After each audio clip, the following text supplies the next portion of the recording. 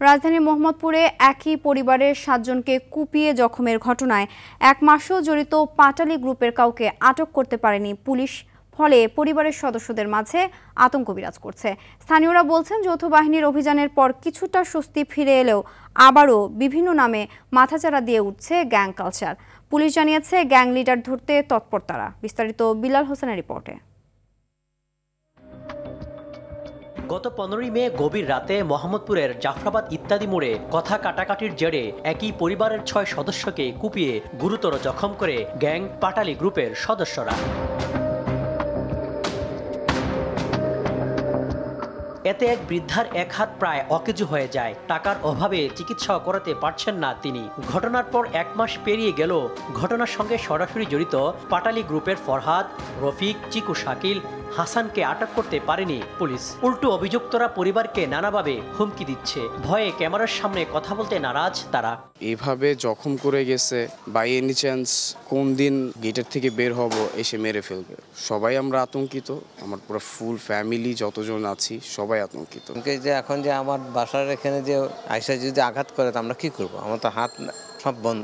মামলার বাদী জানান, ভয়ে গ্যাংদের আস্তানায় যায়নি পুলিশ, ফলে তারা এখনো ধরাছোঁয়ার বাহিরে। মামলাটি ডিবিতে হস্তান্তরের দাবি করেন তিনি। ফরমা আলমগীর, পাটালি হাসান, তারপর রফিক, তারপর সোহেল, এগুলোর নাম জানতে পারছি ক্যামেরা ফুটেজ দেখে। আমরা যে বোটগার্ড আস্তানা ওই জায়গা পর্যন্ত যেতে পারে না পুলিশ। স্থানীয়দের অভিযোগ, এলাকায় বিভিন্ন গ্যাংয়ের উৎপাত থাকলেও আইন শৃঙ্খলা বাহিনীর কোনো তৎপরতা নেই।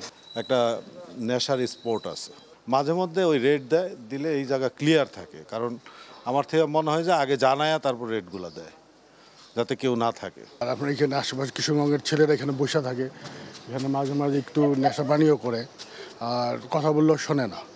আর ওদের অনেকেই ভয় পায়, ভয় পাওয়ার কারণে ওদেরকে সেমন জোর দিয়ে কেউ কিছু বলে না। এজাহারভুক্ত আসামিদের ধরতে তৎপর রয়েছে বলে জানান মোহাম্মদপুর থানার ওসি। ঘটনার সাথে জড়িত সন্দিগ্ধ হিসাবে আপনার পাটালি গ্রুপের সেকেন্ড ইন কমান্ড, যেটা পিঁপড়া নামে বেশি পরিচিত আর কি, তাকে সহ 2 জনকে এখন পর্যন্ত গ্রেপ্তার করেছি। এরা সবাই 18+, তো কিশোর গ্যাং বলার কোনো সুযোগ নাই, এরা সবাই অ্যাডাল্ট।